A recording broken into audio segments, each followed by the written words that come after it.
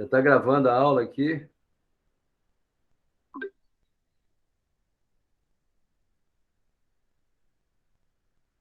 A aula está gravando.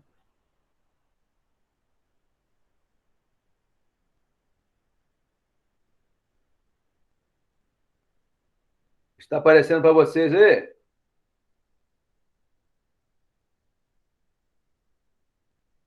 Está aparecendo aí, pessoal? Bem, título de crédito, continuação da aula passada. Tá sim, mestre, tá aparecendo aqui. Ok. Então, a continuação da aula passada.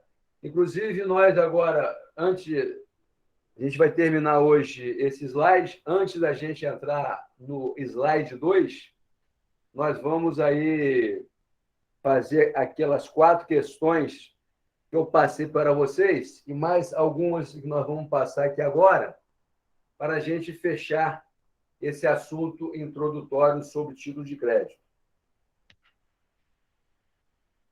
Então, aqui foi a apresentação, a fundamentação histórica, importante. Falamos sobre essa parte aqui, que o título de crédito é um documento representativo de uma obrigação pecuniária. Vimos o que é obrigação, conceito, exemplos. Está aqui.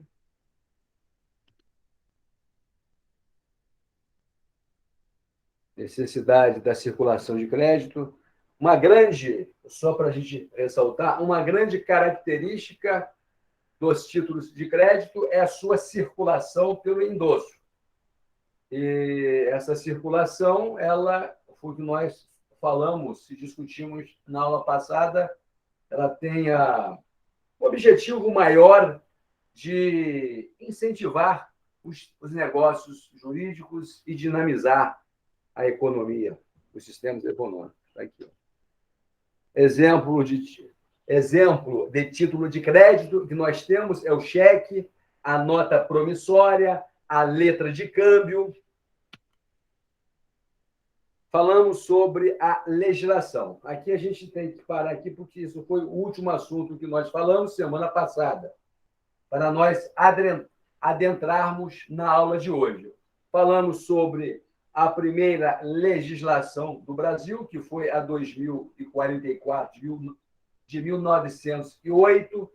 Falamos sobre o decreto, a Lei Uniforme de Genebra, que nós vamos explorar o curso inteiro, é o decreto 57, 663, 66, que é a LUG, que é o tratado que o Brasil participou em Genebra, na Suíça, onde ele é signatário. Então, onde surgiu aí o decreto 57.663 de 66.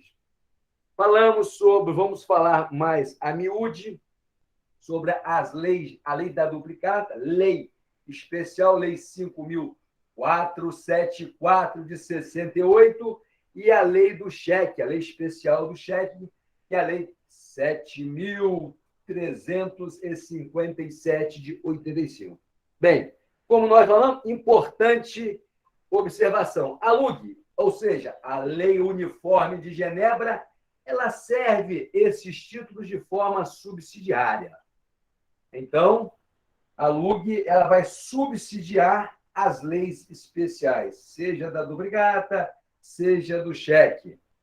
Em 2002, importante a gente falar sobre isso aqui, que não falamos na aula passada. Em 2002, o legislador criou uma teoria geral dos títulos de crédito no Código Civil. Nós sabemos muito bem que o Código Civil, em 2002, ele foi reformado. Na verdade, foi feita algumas adequações ao Código Civil. Então, diz assim, foi colocado no Código Civil uma teoria geral sobre títulos de crédito, nos artigos 887 a 926. O Código Civil ele não revogou as legislações anteriores.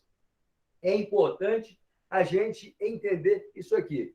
fica valendo o quê? As leis especiais de cada título. O que está dizendo o seguinte, via de regra, pessoal, vocês sabem muito bem que no direito, a legislação, a lei nova, via de regra, revoga a anterior. Fica valendo sempre a lei nova. Mas, no caso dessa mudança do Código Civil, por se tratar a lei do cheque, a lei das duplicatas, de uma lei especial, fica valendo sempre o quê? Sempre a lei especial quando o Código Civil não tratar da questão. Ou, se surgir alguma dúvida entre a interpretação do Código Civil, da parte do Código Civil, no que tange à teoria geral dos títulos de crédito, fica valendo sempre a lei especial. Por que fica valendo a lei especial? Olha só, porque nós temos aí o famoso princípio das especialidades das leis. Diz o seguinte, observação, a lei geral que seja posterior à especial não a revoga. Olha só, a lei geral que seja posterior à especial não a revoga. Foi o que eu falei anteriormente. A lei do Código Civil é uma lei geral do título de crédito. Ok? Porém, a lei geral do Código Civil não revogou a legislação especial que fala do cheque, da duplicata e da nota promissória. Então, está aqui. Via de regra, a lei posterior, quando trata da matéria existente,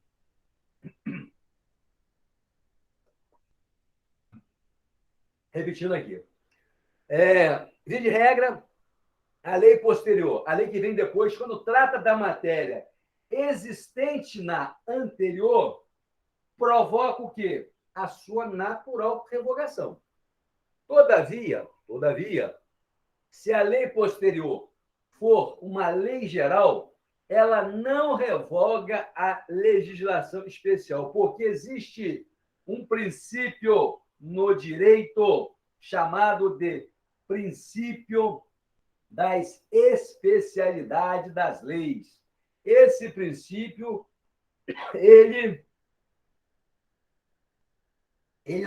lastreia, ele permite que a lei posterior, quando for uma lei geral, e tratar da mesma matéria da lei especial, que é a lei do cheque e a lei da duplicata, esta lei geral não revogará esta lei especial. É o que está aí, anote aí o famoso princípio das especialidades das leis. Está aí. Bem, só para dar uma sedimentada, só para dar uma consolidada no conhecimento de vocês, o princípio da especialidade determina que se afaste a lei geral para aplicação da lei especial, foi o que nós falamos anteriormente. Muito bem? O princípio da especialidade, ele determina que se afaste a lei geral, que no caso em tela é o Código Civil, que fala também sobre título de crédito, para que seja aplicada a lei especial. Entende-se como lei especial aquela que contém o quê? Todos os elementos da norma geral, acrescida de outras que a tornam distinta, chamados de especializantes. Então, o que eu estou falando aqui é de que eu estou chamando aqui de lei especial. Vamos voltar aqui nessa transparência aqui. Olha só. Eu estou falando aqui de lei especial, eu estou falando, olha, da Lei 5.474, que é a lei que fala sobre as duplicatas. Estou falando também sobre a lei do cheque, que é a Lei 7.000 1357 de 85. Muito bem? Então, está aí, né? Nós estamos aí falando. Deixa eu bloquear aqui o indivíduo aqui, está enchendo o meu saco. Muito bem? Então, esta a matéria de que nós estamos falando aqui.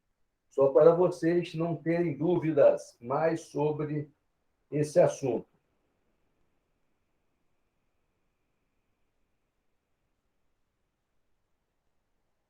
Então, está aqui. Então, vamos lá. Aí nós temos aqui, importante essa parte aqui também, além da teoria geral, além da lei geral, dizendo que a lei especial, ela, por ser uma lei especial, a lei geral não a revoga. Está aqui a natureza jurídica do título de crédito. Então, está aí. Bem, nós já vimos, de certa forma, né, esta natureza jurídica, mas aqui fica mais claro, porque vocês agora estão com o conhecimento necessário e suficiente para entender melhor a natureza jurídica da qual eu estou falando. Diz assim, a natureza jurídica do título de crédito é expressar o quê? Um direito em valor corrente, em dinheiro, em crédito, e por conta disso, os títulos de crédito são líquidos e certos e exigíveis, isto é, sempre possui um valor em dinheiro. O credor possui o quê? A certeza de que haverá o pagamento. Então, o que eu falei lá no começo do curso, que o título de crédito ele não é o negócio jurídico. Eu disse que o título de crédito ele vai expressar o valor, ele vai expressar o quanto que vale determinado negócio jurídico, uma compra e venda de um determinado ativo. Então, é o que está dizendo aqui. Então, nós falamos lá atrás sobre a natureza jurídica. Então, a natureza jurídica do título de crédito é o quê? É expressar um direito, o direito do credor, em que circunstância? Numa circunstância, né, de que ele vai representar um valor em que? Em moeda corrente, em dinheiro, em crédito. E, por conta disso, os títulos de crédito, deixa eu abrir a janela aqui, são direitos líquidos e certos. Não adianta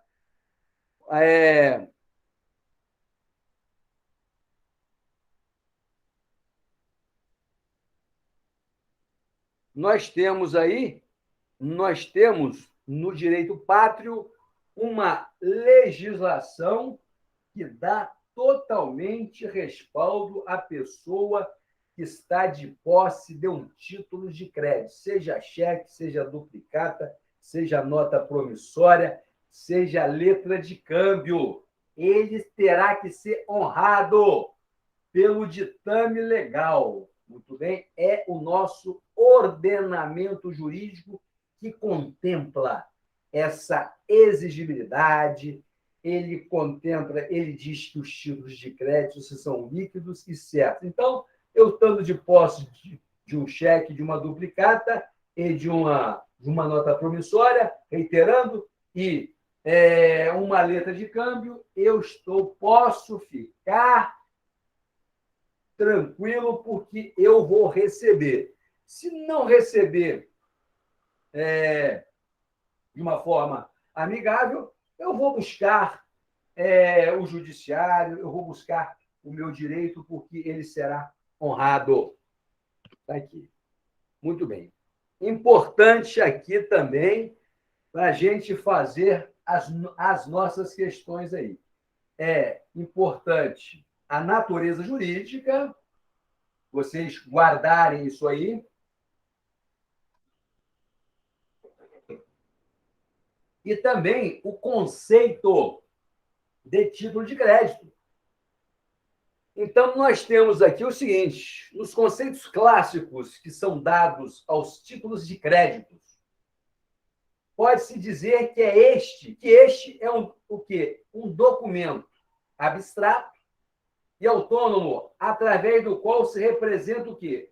Um crédito líquido e certo, que será cobrado nas condições estipuladas no documento. Que documento? No título de crédito.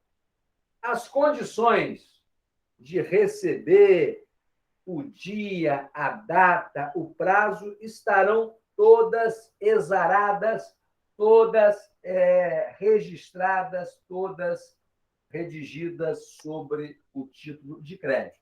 Então, está aí o conceito de título de crédito para que nós possamos guardar isso aí e, na verdade, vocês já amadureceram suficientemente para entender esse conceito de uma forma mais tranquila, porque na semana passada nós discutimos sobre uma teoria mais aprofundada sobre título de crédito. Então, está aí. Então, aqui, depois que nós falamos sobre o conceito, nós temos aqui os requisitos dos títulos de crédito. Importante para quando nós formos fazer um negócio jurídico e optarmos por receber um título de crédito parcelado, ok? Nós temos que saber exatamente quais são os requisitos legais para que a gente também não possa incorrer na qualidade de credor em alguma situação desconfortável.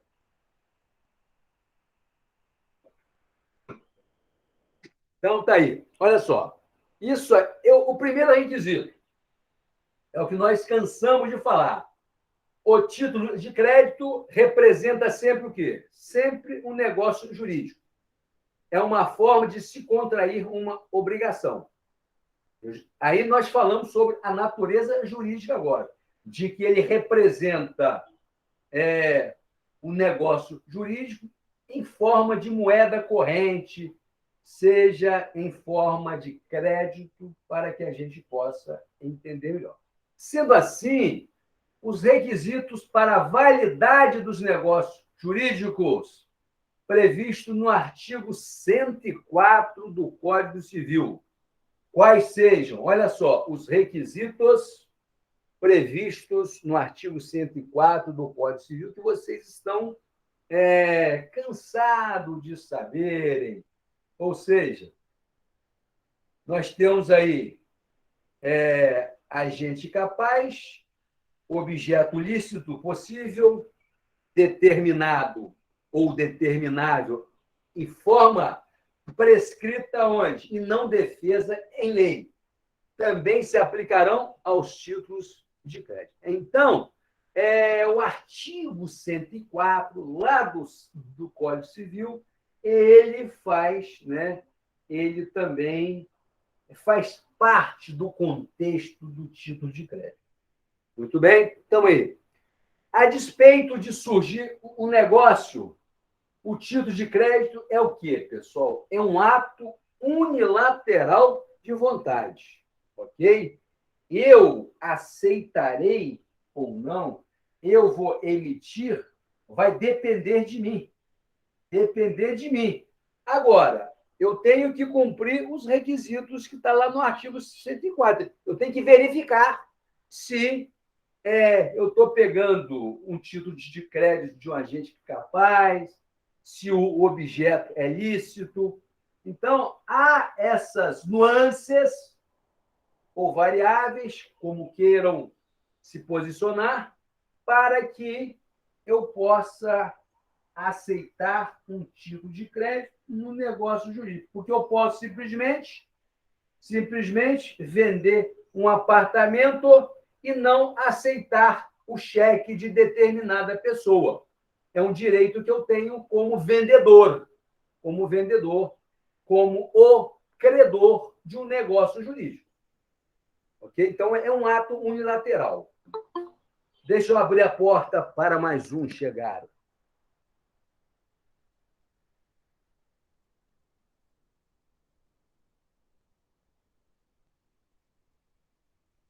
Então, está aqui.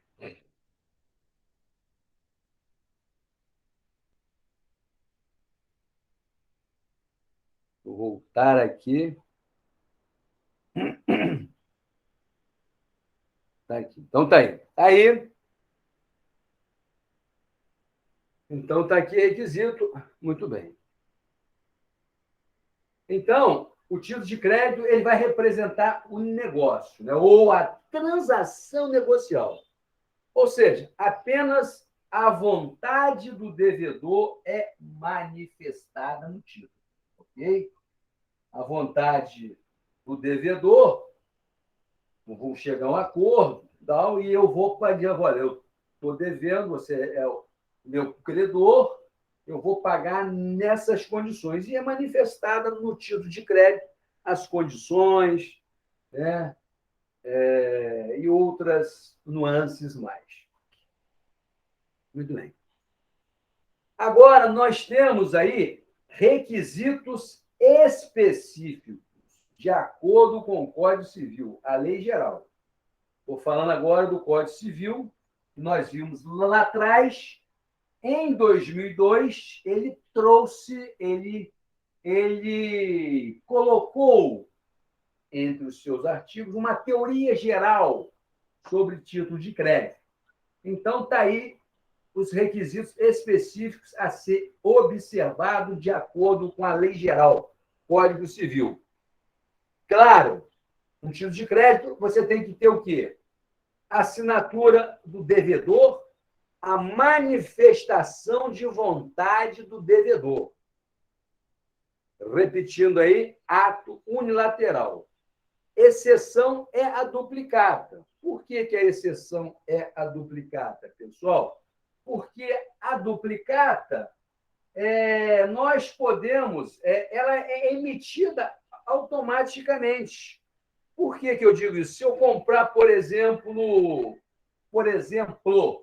um produto pela internet, eu comprar, por exemplo,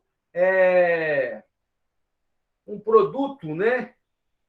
O vendedor, no momento em que ele emite uma duplicata, ele não vai me perguntar se eu aceito a duplicata, se eu deixo, se eu vou querer. Ela é um documento, a duplicata, que vai o quê? Que vai lastrear a minha relação. Então, a loja, por exemplo, ela pode emitir a duplicata, eu vou aceitar porque ela foge essa regra aí, porque ela não depende da minha manifestação, como o cheque pré-datado, como a promessa de pagamento, que é uma nota promissória. Ok? Então, a duplicata é para termos um documento que dê ali uma comprovação de que houve efetivamente um negócio jurídico. Então, importante vocês saberem, porque numa prova da OAB pode perguntar se todos os títulos de crédito eles são obrigados, né, a ter a manifestação de vontade, ter ser um ato unilateral. Então, vocês sabem que a duplicata foge essa regra aí. O artigo 889 do Código Civil, ele data da emissão. A data da emissão é essencial. Então, a lei geral fala que relevantíssimo num título de crédito é o quê? É a data da sua emissão, para que você possa se planejar ou programar para o pagamento do título. Agora, se você pegar um cheque, pegar uma nota promissória sem data, aí já tem aí o quê? O famoso vício de origem, que, na verdade, vai gerar uma dubiedade, vai gerar um problema na hora em que você for resgatar tal título de crédito. O vencimento, obviamente, o vencimento é importante você ter já pré-determinado o vencimento do título de crédito. O vencimento do título de crédito, quando não há a data do vencimento, o título é vencível quando, pessoal? À vista. Importante vocês anotarem aí, é o artigo 889, parágrafo 1º do Código Civil. Quando a nota promissória, o cheque estiverem sem data, a data do vencimento é no dia. É no dia, é à vista. No dia, é à vista, ok? Então não tem, ele é vencível daqui a um mês, 60 dias ou mais. Então, artigo 889 do Código Civil. O caput do artigo 889, indicação precisa do direito que confere. Então, essa é uma parte, né, que vocês terão que tomar cuidado aí.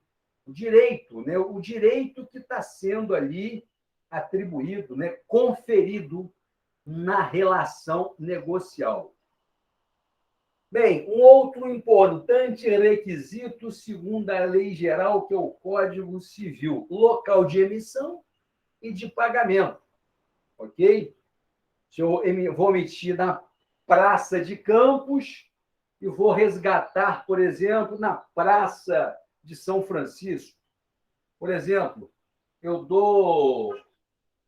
dei um cheque em Campos, mas a minha conta é em São Francisco do Itabapoana. Então, o cheque foi emitido na Praça de Campos.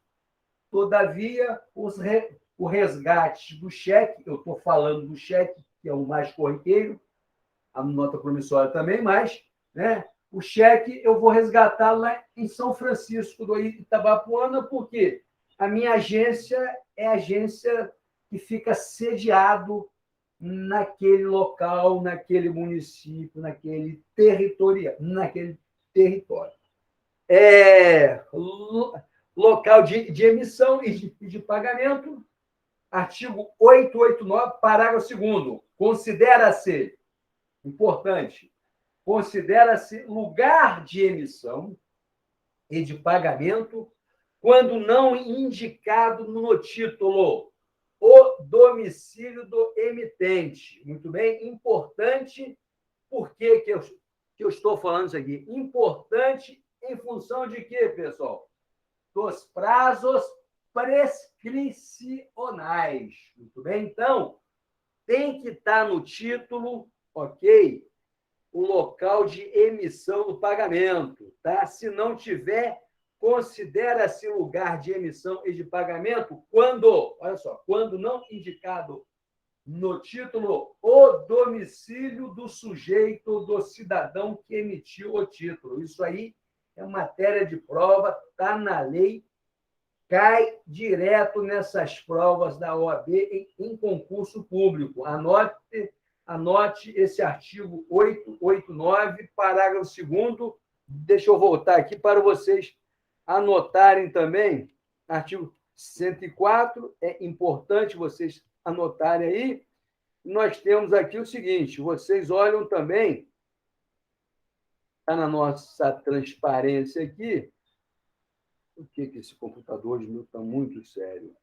Bem, vocês vão pegar aí os artigos do Código Civil 887 a 926 e vão lê-los antes de vocês dormirem hoje, para que vocês possam assimilar, para que vocês possam materializar na cabecinha de vocês esse assunto, essa temática relevante do direito pátrio, que é título de crédito que cai nas provas direto.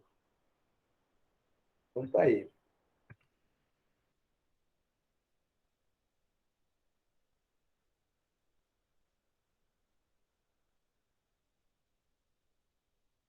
Nós temos aqui, falamos sobre os requisitos, ok? E a cambial. A cambial é o título de crédito. Isso é um jargão. É um jargão que nós falamos, que nós temos na matéria de título de crédito. Porque eu estou falando de quê? Estou falando de direito cambiário, direito das trocas. Direito das trocas. Câmbio é uma troca. Então, direito, falo sobre títulos de crédito ou direito cambiário. Eu já falei com vocês. É a mesma coisa.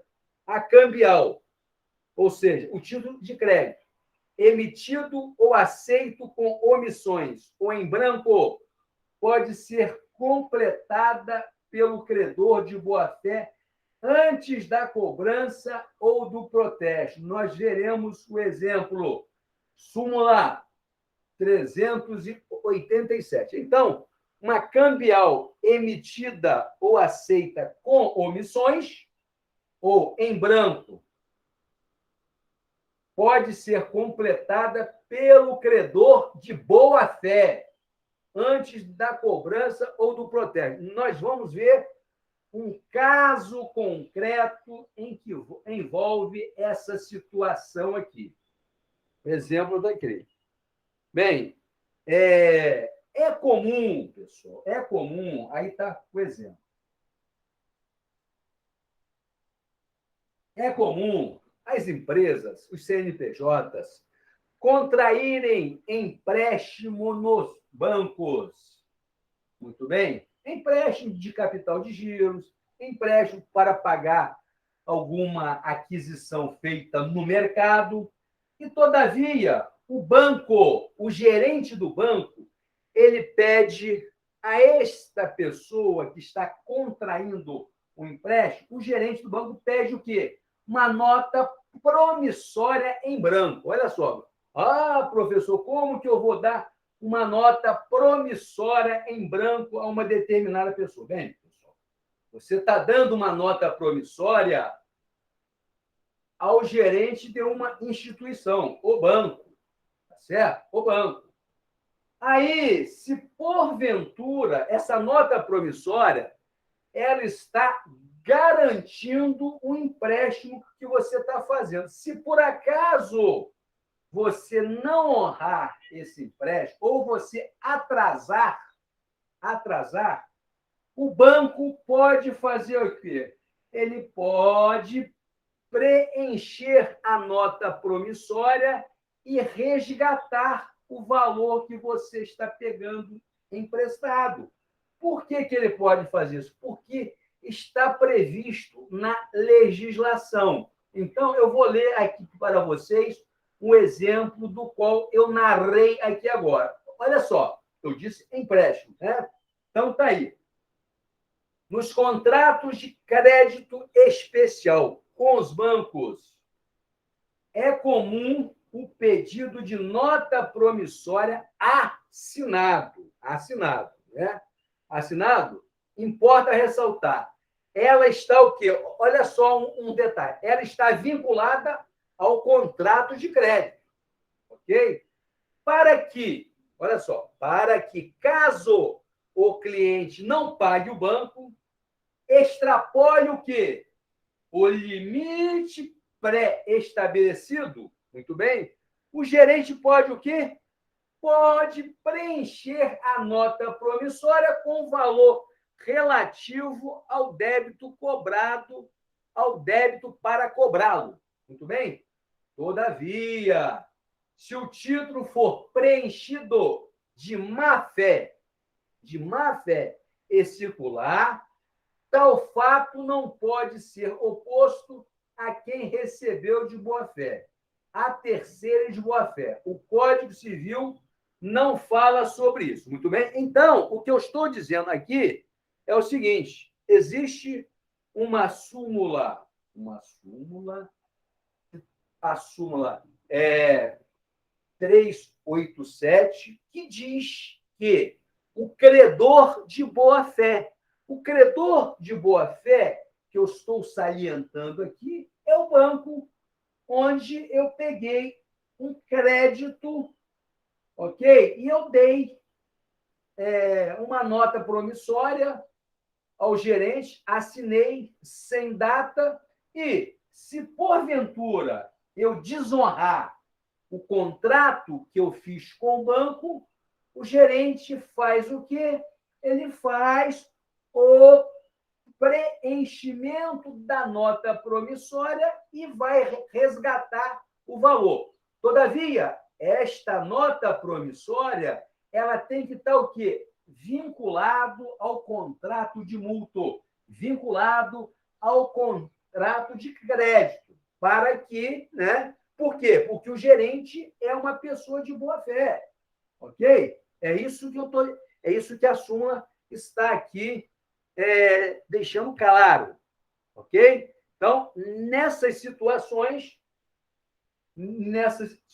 aí veja bem, se porventura o gerente, o banco, no caso, porque o gerente representa o banco, ele faz um preenchimento de má-fé, muito bem? De má-fé, e essa nota promissória, ela circula, ou seja, essa nota promissória, ela vai adimplir um outro negócio jurídico. Essa terceira pessoa de boa-fé, ela não pode ser lesada, se porventura o gerente usou de má-fé no momento em que fez o preenchimento dela. É isso que está dizendo aqui. Porque nós vimos, quando estudamos agora há pouco, a natureza jurídica do título de crédito. O título de crédito ele é líquido e certo. Ele tem que ser honrado. Um terceiro de boa-fé, ele não pode ser lesado por uma pessoa que emitiu um título, né? Vamos usar um termo mais chulo, de malandragem. É isso que nós estamos colocando aqui. Está aqui. Artigo 10. Artigo 10 da LUG.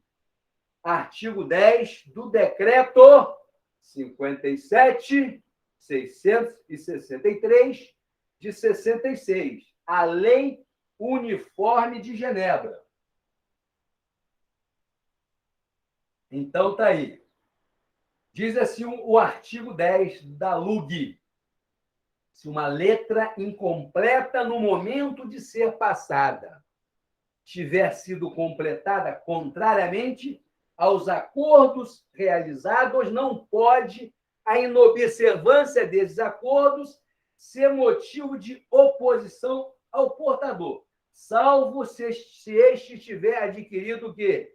A letra de má-fé ou, adquirindo-a, tenha cometido uma falta grave. Então, é a situação que nós colocamos ali.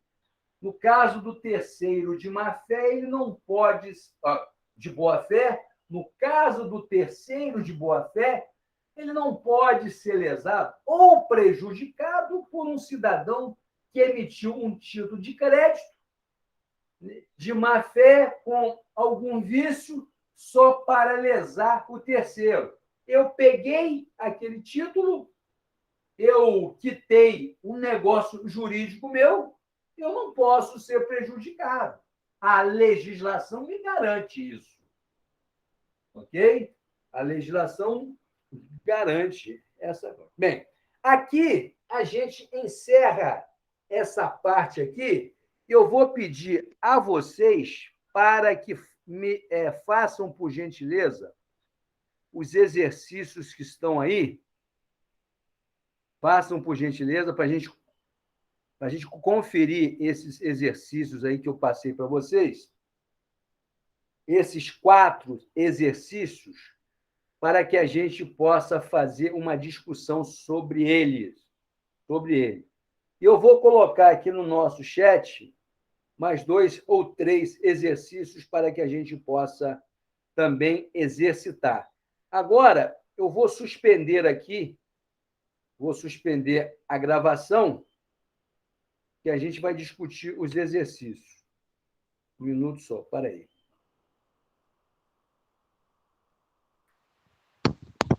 Senão vai ficar uma fita muito silente, né? Professor, mas o senhor vai interromper a gravação? Vou, porque a gente vai discutir agora os exercícios. Entendeu, Ah, André? eu queria ter gravado isso. O quê? Os exercícios também. Não, a gente vai fazer agora. Você quer que grave? Eu tô na rua. Tô ouvindo na Ah, rua. sim, querida. Não, mas não tem problema, não. A gente vai. Eu vou fazer aqui uma interrupção enquanto Ah, vocês fazem, né? Os exercícios. tá, Eu tá. depois faço outra da gravação só da aula de exercícios, ok? Aí na Fica melhor correção. assim. Ah, tá. Valeu, Fica melhor valeu. assim. Tá Tá, bom? valeu. Tá, valeu. Interrompi a gravação aqui, só para não ficar um vácuo.